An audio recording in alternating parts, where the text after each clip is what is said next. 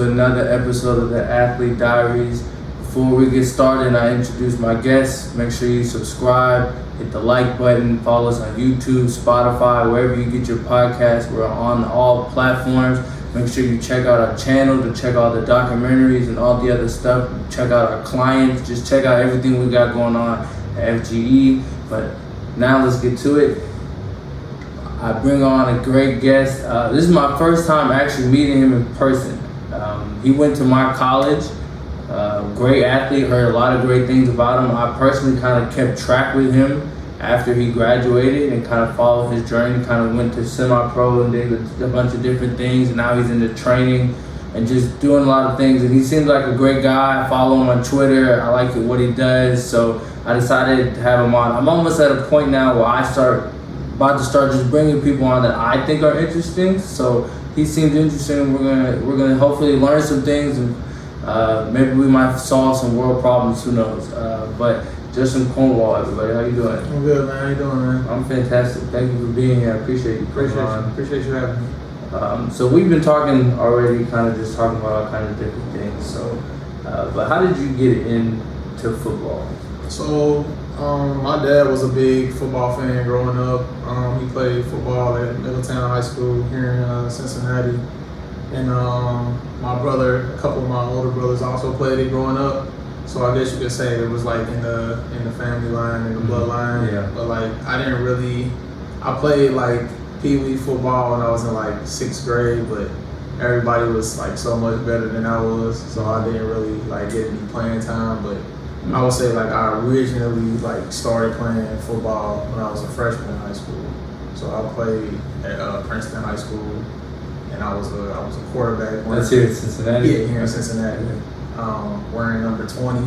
So, and I was probably like fifth on the depth chart at quarterback. Oh man. But like I said, like the athletes here, like in Cincinnati, I just want to give a big shout out to to all the schools here, the high schools here in Cincinnati. Like people don't really realize that Cincinnati is a big town for football. Yeah. And, like we have so much talent here in the city, it's crazy. So like when I was coming up, like it was a lot of people that were like so much better than I was when I got to high school. Yeah. And then you gotta think like a lot of them played like pee-wee from like 5 years old to up. Yeah, I ain't really played till I got to high school. So yeah, when I first got to high school, I was playing quarterback and fifth on the depth chart. Then I had got my opportunity to play in the game. We were down like 50 already, so they was like, let me put this young man here and see what you do. Yeah, for sure. Got in there. First play, threw a touchdown, like 50-yard bomb. So Then from then on, like that's when I became the man in quarterback. Yeah. So, that confidence builder. Right there. It was definitely a confidence builder for me because that whole time I was thinking at first like, man, I ain't even gonna. It's gonna be the same thing like when I first started playing. Like I ain't gonna really get to play for real. But after I threw that touchdown pass, then I started. They started seeing like, okay, this guy can play some football. For sure. So yeah. So getting recruited, did you get recruited as a receiver or did you play quarterback all the way up? A big thing for me was when I got to the end of my sophomore year in high school, they switched me to slot. So I played slot like the last game of my sophomore year. Yeah. And I ended up taking like a jet sweep like 40 yards. So it was like we gotta get this kid the ball a different way. Yeah, Sure. And then on top of that, the year before me, we had Spencer Ware. He played quarterback at Princeton High School too. Ended up going to the league, but he was so big at quarterback at that time. Yeah. It was like, well, we can't have two quarterbacks on the field. Yeah. So they was like, well, let's switch you to receiver and keep him at quarterback, and then y'all both could be on the field at the same time. Yeah. So at the end of my sophomore year, my last 2 years, I played receiver, and I got recruited to play receiver. Okay. And recruiting-wise, did you have anywhere bigger than Moorhead or? I had a couple visits lined up to go to like Western Kentucky or Eastern Illinois, but it didn't work out like that. For sure. And then like at that time they didn't really preach to us like y'all need to take the ACT. Yeah. Like, and I preach on that. Like I harp on that now. Like make sure like the younger kids, like make sure y'all take the ACT and SAT, get that out the way, like as soon as you can, because when I was in high school, they didn't really preach that to us. Yeah. So it was just like, we all thought we was just about to get recruited and and go to college. But I took it one time without even just being able to prepare for it or anything. Got a low score on it, and I think that kind of like messed up my recruiting as well, because like when I got out of high school, I didn't have no offers. I damn near wasn't even about to even go to school. Oh really? Yeah. So like I was about to be sitting out and all this, like not even like going to UC or nothing like that. I was literally about to be just be out, like out, no school, no football. So how did Moorhead come across? So I kind of got lucky because my dad knew someone that played at Moorhead back in like the 90s, and he ended up getting in touch with him, and he knew one of the coaches there at Moorhead, Coach Duffy. He was a receiver coach. So I guess they got to talking with each other, and then I had a chance to send them my film from high school. And then from there, they were interested. So that was like, it was crazy how it lined up. Like, they got interested. And the crazy thing about it was that the offense that I ran in high school, Moorhead ran a similar offense.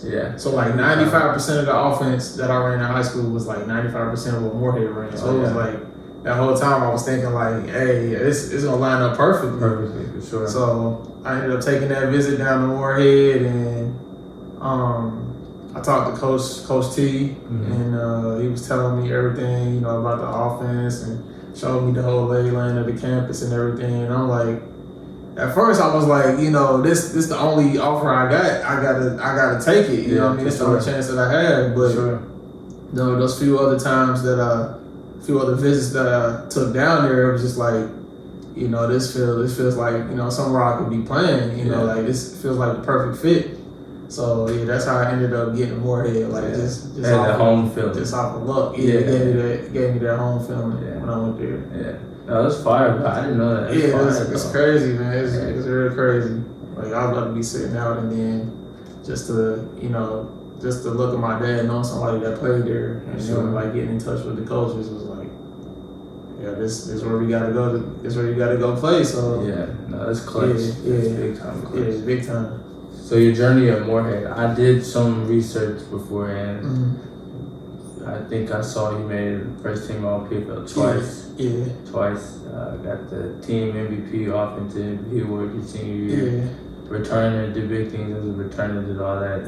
So obviously you had a pretty good career at Moorhead. It was definitely one I won't forget. Like I was telling you earlier, like I felt like it probably would have been even bigger if I was able to like stay during the summers and gel more with the quarterbacks and other receivers. But I wouldn't trade that career for nothing, because it made me who I am today. And like without all the coaches and without my teammates, I probably wouldn't even be in this position anyway. So it was cool for sure. Most definitely. We kind of talked about it a little earlier. The adversity that comes with going to a school like Moorhead, like having to on Saturdays compete at a D1 FBS, what I'm saying? At that level, you're playing James Madison, you're playing Richmond, you know what I'm saying? You're playing those guys at that level, but you're not living or getting fed like they are, or getting the treatments that they are, you know what I'm saying? Have the facilities that they have.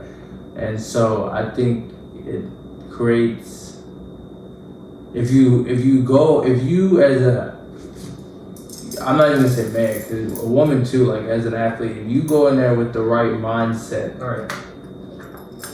it can create like a great person out of you.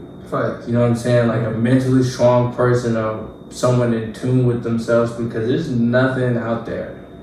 Not a lick of nothing is out there. Just pure trees and mountains. That's and 4 restaurants. You feel me? So you gotta learn to use the people around you. Exactly. You gotta learn how to do a lot of things by yourself Right. in crunch time management, because you still have to do all those things Right. that a normal student does and regular athletes do without all the help that the bigger schools get. Right. So I think people sleep on the power that Morehead can give Right. you if you really like get in tune with yourself. Right. There. Yeah, You know what I'm saying?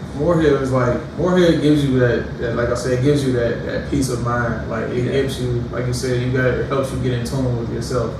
Because at the end of the day, like all you have in Morehead is your teammates. Like that's all you have. Yeah. Like coaches and teammates. That's all you got. Sure. So it's like it gave us that sense of like, you know, this is the way we get better. You know what I mean? This is the way we get better as a team. Yeah.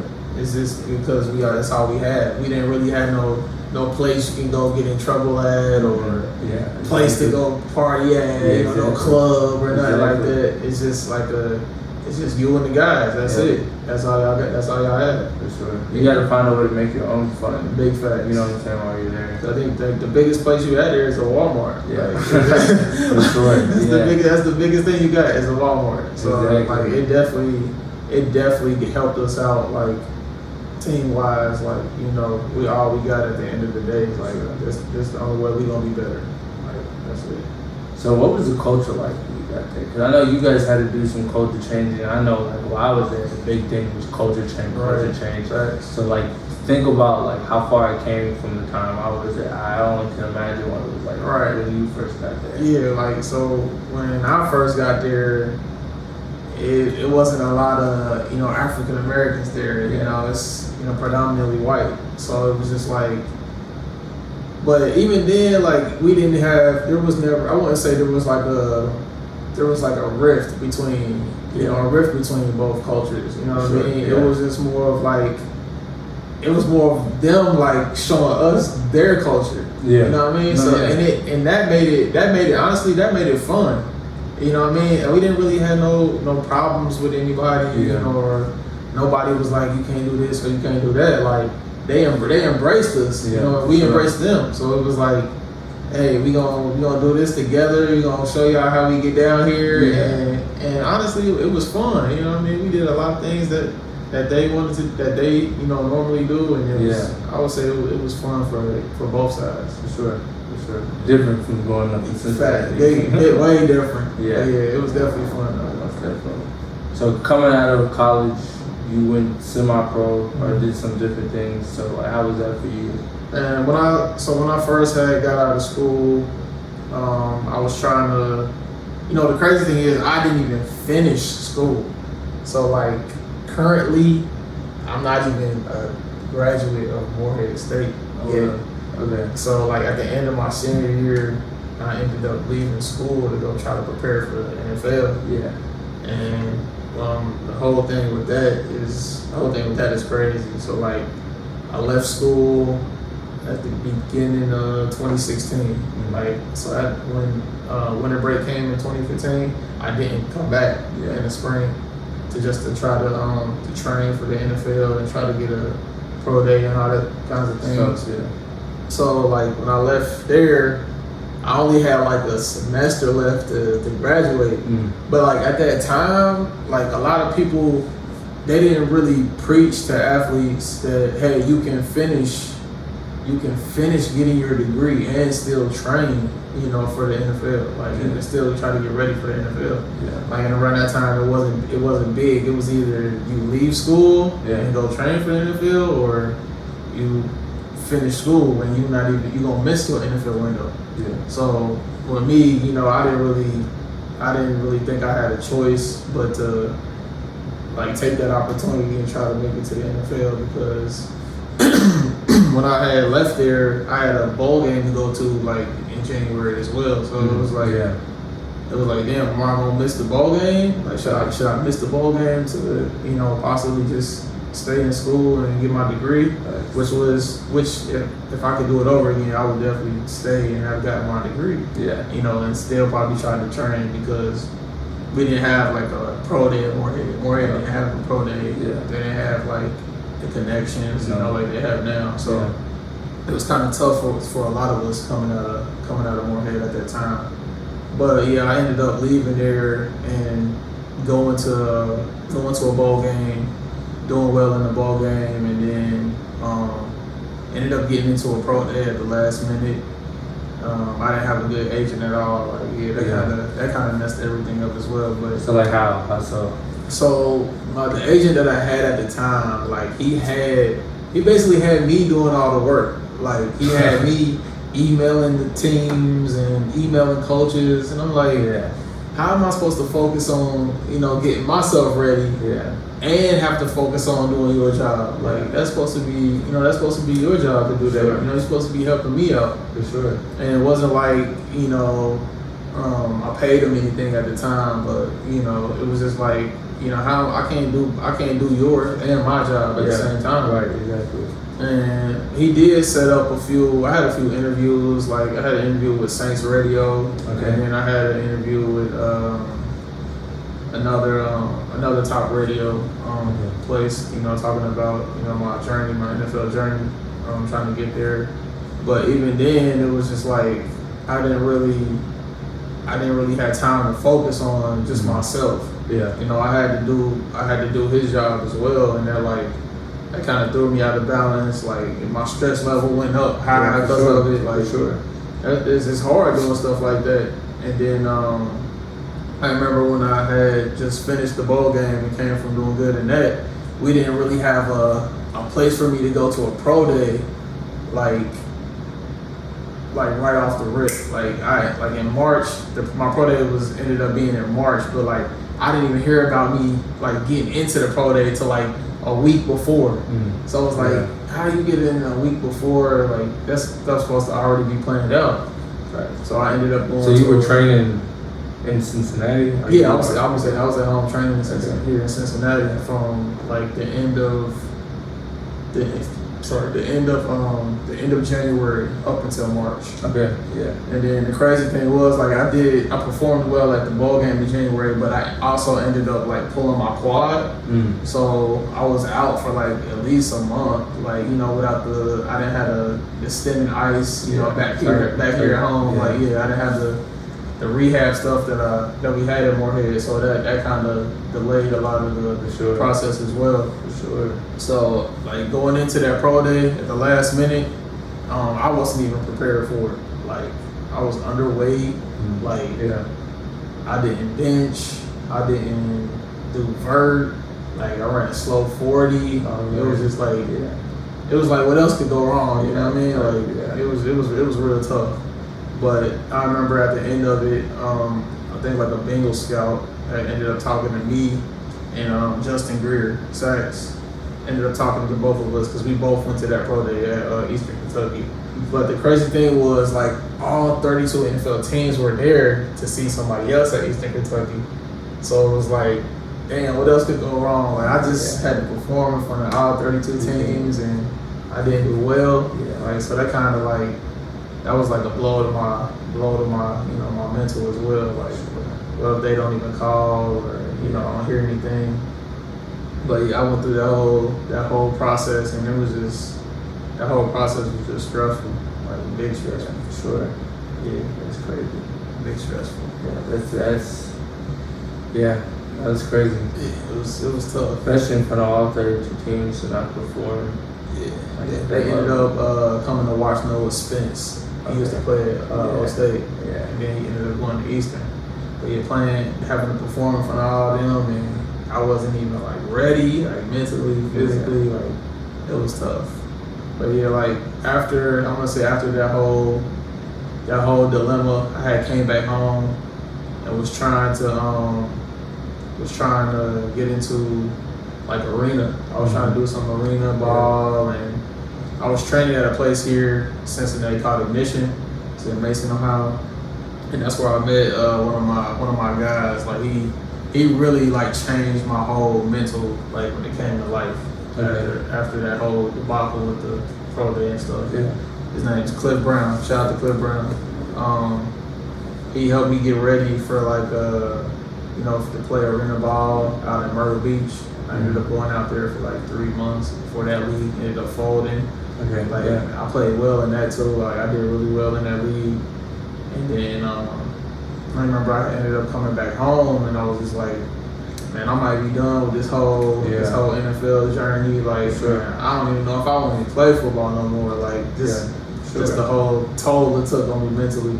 Yeah, because this was what, a year process? Yeah, this was like a year after I came out. Okay. Like the whole draft process, like it was just a year long. Like not a year, about probably like 4 or 5 months.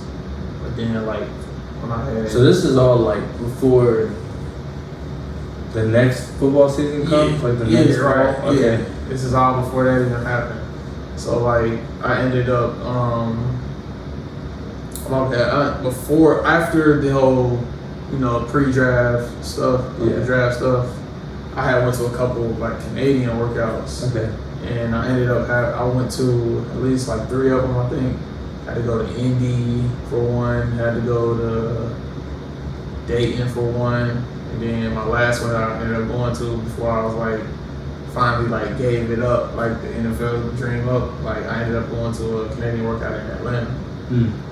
And it was just like doing that whole thing as well. It was just like, to me, the whole Canadian thing is like a fundraiser. Like they have all these guys come work out.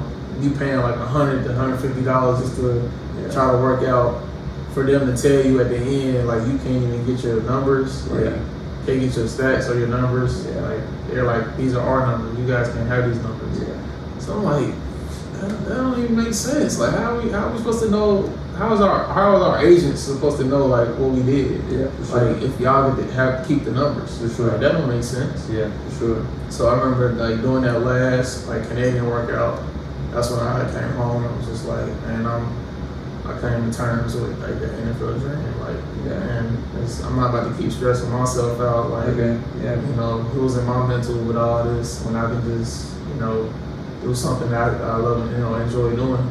That's how I ended up getting into semi-pro.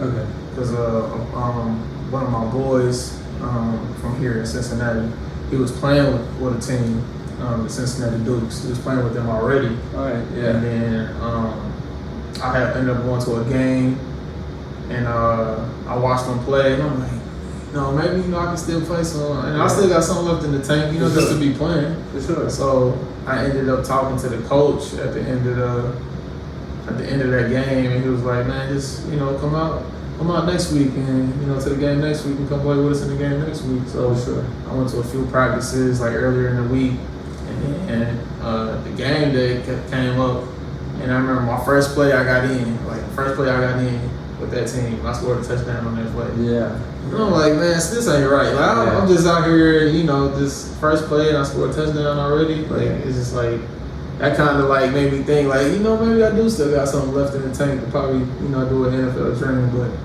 at that point, I was just doing it for the fun of it. You know what I mean? It was just like, it's something you love doing. Why not keep doing it till you can't do it no more? So that's how the whole semi-pro thing got started. So how long did you do that? I'm still doing it now. Oh, so really? Yeah. So I've been playing semi-pro for about 4 years now. Yeah. No, that's fine. I've been thinking about hanging the equipment part of it up this year. At the end of this year, and just strictly being focused on flag football. But like flag football is definitely like taking over in a lot of states and cities. Yeah. And they have like tournaments, national tournaments all over the world, all over the country. So I've definitely dipped in the flag like the past 3 years. So like I think that's where I'm gonna be headed after I hang the pads up. Okay. Yeah, that's fire, bro. Yeah, that's fire. I didn't know you were still doing that. Yeah. That's cool. So how big is that league? The semi-pro league? Yeah. We got about 6 or 7 teams. Okay. But there's so many different conferences. Like it's crazy. Yeah. There's a bunch of different conferences in it. And like the one that we're in, we play out in West Virginia. Yeah. We go to Kentucky. We go up to Columbus. We play in Indy. Okay. Like, so it's a pretty nice conference that we're playing. Yeah, it's pretty cool. That's fine. So I don't really know much about semi-pro, and I actually was doing a little research because I saw a tweet the other day, and I was kind of curious on the tweet. So for y'all's league, How much do you pay out of pocket to do that? So when it comes to semi-pro, I think the only thing we really had to pay for is just the player fee. So the player fee is like $150, but that's like that also pays for like your uniform and I guess like game fees. But just to play, it's just $150, which I don't really see as being too bad. You know, if you love the game and you want to play it, you gonna pay $150. Yeah. So yeah, I don't really. That's the only thing we really have to pay for when it comes to semi-pro. And you guys practice and do all that? Yeah, we practice. Now we practice like 1 day a week. We practice on Thursdays. Yeah, we play on Saturdays. So like I know a lot of teams don't practice. So like a lot of teams just go out there and play. Yeah. So but yeah, we try to go out there and practice at least twice a week and play on Saturdays. Okay, that's pretty dope. It's cool. There's a championship at the end? Yeah, like so if we win, like you'll win like the conference championship, and then if you win the conference championship, they have a nationals tournament in like January. That's in like Florida. Oh, yeah, so that's our goal is to try to get to Florida this year. So yeah, that's fine. once we win this conference championship, and I think it ends in like September, like the end of September, kind of, and we'll be getting ready to go to nationals in January in Florida. Yeah, that's fine. So that's the goal, man. I'm trying to get to Florida. And it's 11 on 11? Yep, 11 on 11. And then I remember this past year, they do like bowl games. They even do bowl games. So like this past year, this past January, we just had to go to we went to North Carolina for a game, like to play a team out there in North Carolina. Yeah, that's fine. And that was pretty dope too. So yeah, the team was out there, and we was out there for like 2 or 3 days. Yeah. And then you play on Saturdays. It's like it's perks to semi-pro. Yeah, no, that's So fire. yeah, so it's pretty cool. Yeah, that's fire for sure. That's fire. I'm gonna have to start promoting some of that. Yeah, hey, semi-pro is making its way up too. Like we're trying to. One of my boys, we have a podcast as well, and we're trying to like change the whole landscape of how semi-pro is like being played. Because like a lot of kids when they come out of high school, they don't have like scholarship offers to go to these different colleges, or they may even need more film. Yeah. So we're trying to change the whole semi-pro landscape to where we can have like a developmental team. Like if you come play with this developmental team in semi-pro, you can get film. You know, you can get the film that you need to go to college. Yeah. And that's the kind of approach we're trying to take here. Like, That's a really good idea. That's a really good idea. Yeah. Especially because, bruh, once your clock starts, it doesn't stop. It doesn't. So if you don't ever start that clock, I can go semi-pro for 2 years and really develop myself, Facts. do more film, and then And then go to college. have a chance at a much bigger offer. Exactly. So I think that's our end goal. Like starting up like these next couple of years, we're trying to get like different sponsorships and get these different people to sponsor us and get a developmental team started. That way we can give these young guys a chance. Because like a lot of them that come and play semi-pro, they like 18, 19 years old. Yeah, like, dude, you're supposed to be at college right now. Like, but a lot of them don't get those scholarship offers or don't have enough film to even get offered by a team or a partial scholarship by a team. So why not try to make semi-pro in their benefit? Why just have them come and do it for fun? Sure. Yeah. Go to college, man. Go do something. So that's one of our goals. For sure. I like that. Yeah, we're gonna have to talk about that. Oh yeah, for sure. Yeah, that's fire. For sure. Yeah, that's fire. I want to help with that. Let's get it correct. Yeah, that's fire. Yeah, I like that. Yeah. I never thought about that. But that's really because I've always been. So now everybody's doing the XFL and all that stuff, and I've always been kind of like, one of these leagues is gonna have to attach themselves to the NFL. Facts. I don't know which one it is. Well, I mean, it's kind of being more prevalent now. Yeah. You're starting to see it. It seems like it's seeming like the XFL is going to stand on their own. They're going to try to do it themselves. Right. And the AFL is going to try to attach themselves to the NFL. Yeah.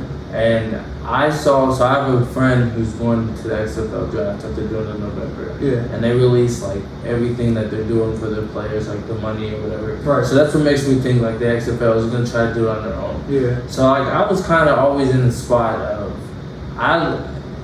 in the NFL or football in general, you can't really do what they do in baseball or basketball. Right. Where you can put a player in that league, especially after going to college, for 2 to 3 years to develop them and then move them up. Right. But I understood why a smaller league would attach to the NFL like that. Right. But I've always thought that there should be, because they do like prep school. Right. That's kind of like a weird thing. Yeah, I never understood prep school. Yeah, I think prep school is like you kind of like it doesn't start your clock in college, but it's like a high school that helps students get ready for college, but you're kind of playing like other high school. I be seeing some kids like post like I'm committed to this. Like so like like IMG Academy. Right. I be seeing kids like post like I committed to IMG Academy. Yeah. I'm like I thought IMG Academy was like a high school. Type thing. I didn't know you could. It was like a school you could commit to. So I'm guessing it's like a prep school. So that's why I think that's why the IMG has like 2 teams.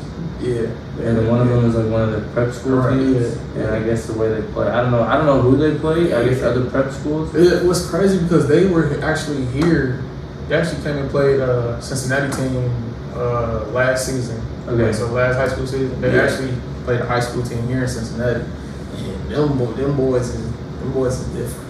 I'm thinking they already in college. That's how I'm looking at them. That's how big they are. Like, they already built like almost like college athletes. No, the facilities is like that though. Yeah, it's like a college campus. Almost, yeah. So they're eating right and stuff over there. So Facts, I'm actually curious about prep school now. I might have somebody on that explains that out. I'm curious about that. But no, I like that, but I'm not even involved with that. That's fire. Yeah, we football's needed something like that. Oh, yeah, for sure, definitely. And it's because what's really ugly to me, which is not ugly because I understand it because like you don't want to. I mean, it changes now because with technology and the way social media works, people from smaller high schools can get found easy. Right. But the saying like, oh, if you're good, they're gonna find you. Like, that's not true. That's not. You go people. All right, so everybody knows college recruiting is political. Very political. It's about who you know, who your parents know, what connections you have. This stuff is political, and it's political in a sense of like, so like you hear the Ray Lewis story of like, oh, he went to the school, they found him by accident. Right. That's rare. Right. That's rare, and that's still rare today. They don't go to these schools that they haven't gotten people from before. For fact, they don't. Which doesn't make sense at all. Like. How you think you found that one dude there in the first place? Because you went there, you found one. You know what I'm saying? So what's the chances that these other schools don't have them? But like I get it because you know what I'm saying. You watch some people's highlight tapes and you're like, who are you playing? Right. You know what I'm saying? But at the same time, I'm looking at 5 stars and I'm thinking the same thing. And I'm just kind of like, bro, like this stuff is so political. Right. So like I like this idea because that will help those kind of guys out who are like. Went to smaller schools that didn't get viewed, you know what I'm saying, the same. Like, I can go to the semi-pro, that clock won't start. Especially if they got the size and they got the stuff to go to bigger schools, they can go to this. I like that a lot. Because then eventually we want to be able to have like facilities where they can go to and train. You know, go to and either have a good meal, or, you know, to be ready to be prepared. Like, that's eventually our goal. You know, it's crazy because that kind of. This is me being I'm a little weird. I think about weird stuff, and I have conversations with my friends. I knew like a few years back when I was in high school, I knew the realignment that's happening in college football. I knew that was going to happen. Right. And I'm kind of on the fence of it changing again. Right. With name, image, and likeness and everything going on.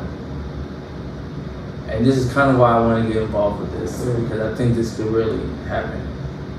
It's going to change. I think Alabama and all them Power Fives, they're going to go off and do their own thing. Right. That's why the SEC started doing the Oklahoma, Texas, and all these big schools are going places like That's what's gonna happen. They're gonna go off and do their own thing. It's gonna leave the smaller schools in a spot.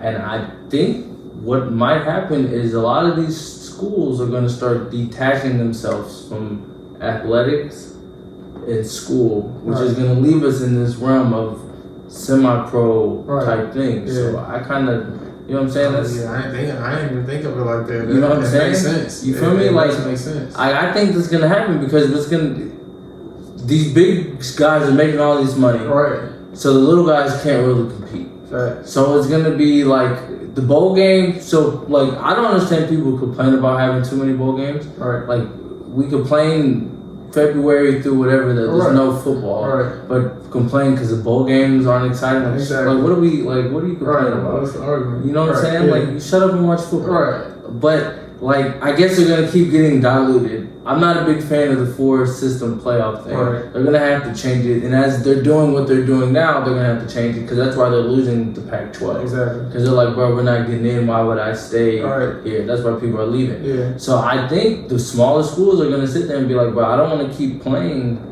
in this bowl game. Like Cincinnati, per se, like. I don't want to keep, you feel me? Because the gap between Cincinnati and Alabama is only going to grow. Yeah. Only going to grow. Like, people think, like, oh, they were, like, don't get twisted. I think different coaching, that game could have been a little closer than it was. Yeah. But I think the gap is only going to be bigger. Right. So Cincinnati is coming in, or UCF from years back, are sitting there like, bro, like, we're getting left out. We play in the playoff system. We get blown out the first game because we have to play the number 1 seed that's on a different level. Right. Why not start our own thing? Right. Not, you know what I'm saying? Man, Why not start our own that thing? makes sense. Because like you said, it'll give a lot of the little guys like that opportunity, like to showcase their skills. You know what I'm saying? Or they're like, why not? And I wouldn't be opposed to them having bowl games throughout the whole year either. Like, even though we start football, like college football in August, if y'all can play up from January up till April, May, type thing. even that. A spring league or something? A spring bowls or something like that. I wouldn't even be opposed to that. Yes, I agree. That's dope. Yeah. I think that would work. And like you said, I think they are probably starting to head towards doing stuff like that. I think so. Yeah, I think they are. I think and so. I wouldn't be opposed to it either. No, I don't understand why you would. It would be. It'd be beneficial for a lot of people. I think so. On top of that, like you said, it's more exposure. It's more film. Like, why not? Agree. Why not do it? I think in general the NCAA needs to do.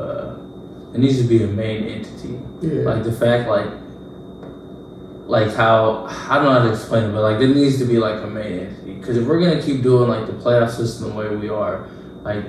There needs to be like how the NFL does it. Yeah. How like if you win the AFC West, you're gonna play every team from the AFC West is gonna play every team from the NFC North, and you're gonna combine in the top seed and the bottom. Like it should be something like that. I just think I don't know. I have a lot of things that I don't like about the way college football is done. I mean, it's a lot of stuff up in the air with the NCAA.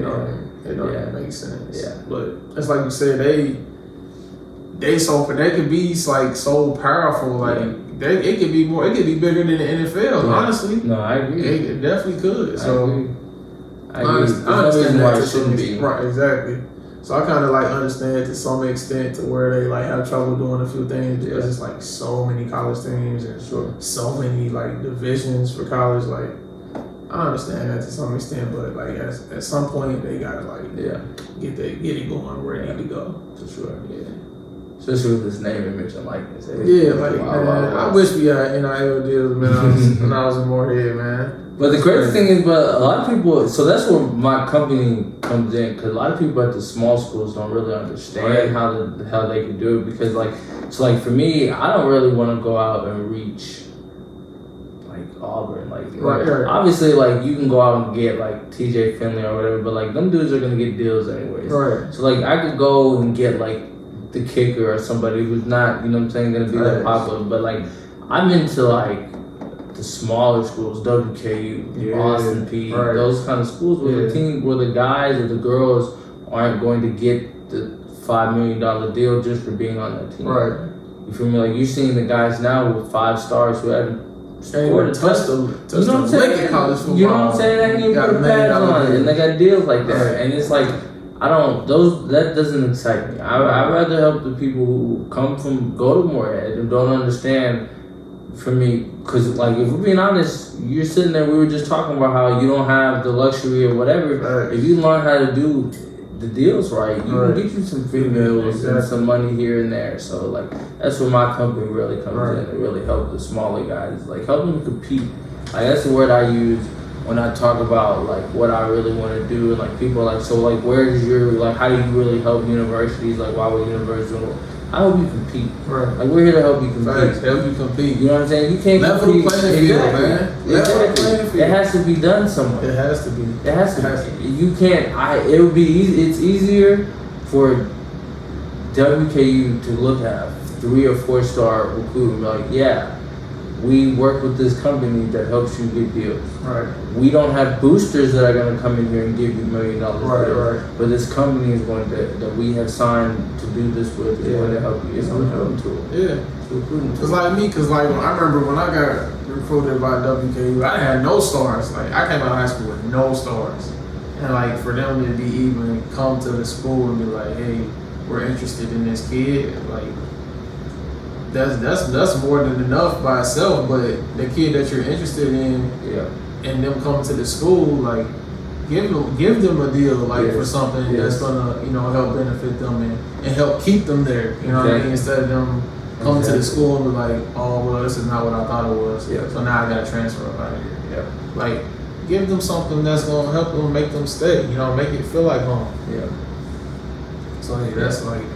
Yeah, I love what you're doing. So, yeah, I'm excited. I'm excited for it. I think it's crazy to see how this deals. Like, I don't know what's the transfer portal, what's worse, the NIL deals or the transfer portal, and I don't know if they're really affecting each other or not yet. You know what I'm saying? Like, I don't know if there's been many situations where a dude left because he wasn't getting the deals. Right. You know what I'm saying? I don't think that's happened yet, and I'm curious for that first situation to happen. I'm curious to see what everybody does, like just the reaction. I think that's gonna change. It is. I think it will too. You feel me? Like the first guy who may have got some playing time, he was on the field or whatever. School couldn't give him a big enough deal. Cause I mean that's when like it's gonna be like, all right, bro, you're cheating.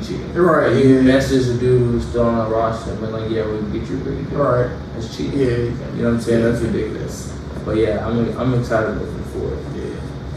But so to ask the question that I ask on this podcast every time, and truly the reason why the podcast itself got started, because I'm big on mental health and big on bringing awareness to that kind of stuff and showing athletes that we all go through stuff. We're all, you know what I'm saying, reaching goals at the end of the day. And even though we're competing in our respective field and our respective sports, like we got to be united like as athletes.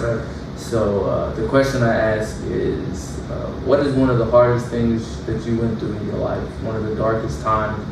What did you mentally have to go through? Like, you know what I'm saying? All the things, like just that whole journey. Like, what is it? So I would say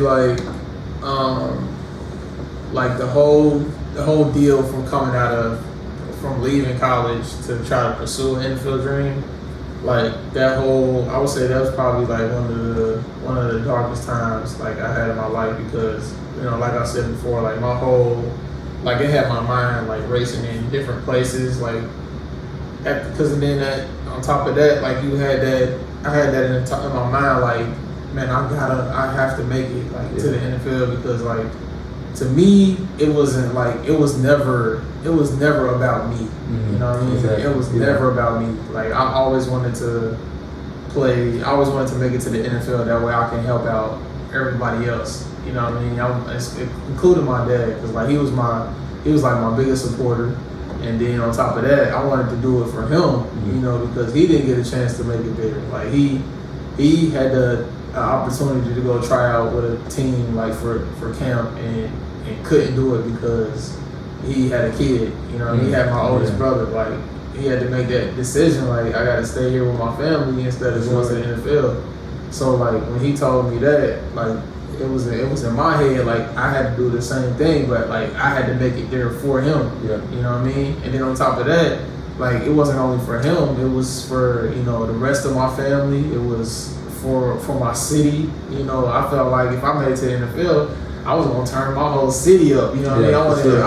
I was gonna show so much love to my city. Like, hey man, I made it. I'm from here. Like, everybody gonna make it now. Yeah, for sure. So like that was a big thing for me. Like when I came out of school, and then just not being able to follow through on those promises that you tell yourself, like, that you're gonna do it. Like, it really put me in a place where, like, man, I'm about to just give up on everything. Because like when I came back home from playing arena ball, I had quit my job to go down there and play arena ball. So when I came back, I didn't have no job. Like, I had to move back in with my parents. Like, the NFL window was closing. It was just like, it was a lot going on at that time. Like, man, what do I need to continue? Like, it was just real. It was real, like it was heavy, real heavy on my mental, and like it just made me think, like, man, I'm about to just give up, man, just put it all up and go work somewhere, and that'd be the end of it. But like I said, when my boy Cliff Brown, the guy that trained me to get ready, like, he was like one of my closest. He's still one of my closest friends now. But he had told me he sent me this quote. When I was down in Myrtle Beach playing arena ball, and I was like thinking about just giving up. He sent me this quote that said, "Life is 10% of what happens to you, and 90% on how you react to it." So when he sent me that really like flipped my whole mental around. Like, for sure, I can decide to be here. I can decide life is going to throw a lot of things at you that you may not be able to handle. But how you react to that is going to determine if you're going to come out of that successful, or you're going to come out of that a failure. So it was just like, when he sent me that, I was like, man, I can't be here just pouting about things I can't control, or pouting this whole time. Like, it's just gonna keep me there. For sure. So why not change it into something positive? Why not think about positive things? Why not hustle a little harder to make things happen? You know what I mean? So when he sent me that was like a big thing for me. Like, that changed my whole mental around. Like, hey, bad stuff won't happen to you, but how you react to it is everything. Yeah, for sure. Most definitely. And that's big time, because I feel like it really shows based on like where you're headed now. All right. You know what I'm saying? Because it kind of, a lot of people wouldn't necessarily stick with semi-pro, stick with, not necessarily, I guess, like you said, NFL dream, but understanding, like, I love football. This did not happen. What's next? Exactly. This is what's next. I'm going to keep doing it to the best of my ability. I love it where I'm at. Exactly. And that's big time. And that's a very, I don't know, like, that's a skill. Like, that's a skill to have that understanding about life. That's a skill to have. Because you gotta be able to, in all honesty, like, you're gonna have to be able to come to terms with things. Like, it's part of life. For sure. And then, like, you coming to terms with that, that's like it's a huge, like, weight off of your shoulders. Like, even though you'll have people that say, man, you should have went to the league, man. How come you're not in the league? And those kinds of things. But it's like, I've came to terms with it now. It's like, hey, it is what it is. If you think I couldn't have went to the league, just go look at my numbers. That'll tell you what you need to know. Just because I didn't make it there, it's not, I don't look at it as a big deal anymore. Like, now my time is like, when it comes to like training a lot of the younger kids that I do. And shout out to Rise Fit, my boy Derek Partman. He trained me when I was in college as well. What we do now with the athletes is we give back to the athletes. So we basically trying to help them get the advantage that we didn't have. When we were in high school and college. Why not make someone else's child better? Why not give them an advantage that you didn't have when you were growing up? Exactly. Give them that opportunity. Don't leave it to like, well, I probably could have taught them this, but I didn't teach them that, so now they didn't make it. Yeah. You know, give them that advantage that you can have. You know, that'll make them a better person at the end of the day. Make them a better athlete at the end of the day. So yeah, that's what I focus on now. Like when it comes to training a lot of the younger athletes. That's fire, bro. Well, I appreciate you. I think we hit an hour. I usually try to keep these things close to an hour. I don't know. I think we hit an hour. I've enjoyed our conversation. I appreciate you coming on. Thank you for having me. I'm excited to do business in the future. Hey, that's what it's about, man. Just know it sounds like we're about to have some big things going on. Y'all stay tuned, bro. Y'all stay tuned. Yes, sir. I appreciate all y'all joining us. I appreciate you again. Make sure y'all check out our page, subscribe. Thank y'all. Appreciate you.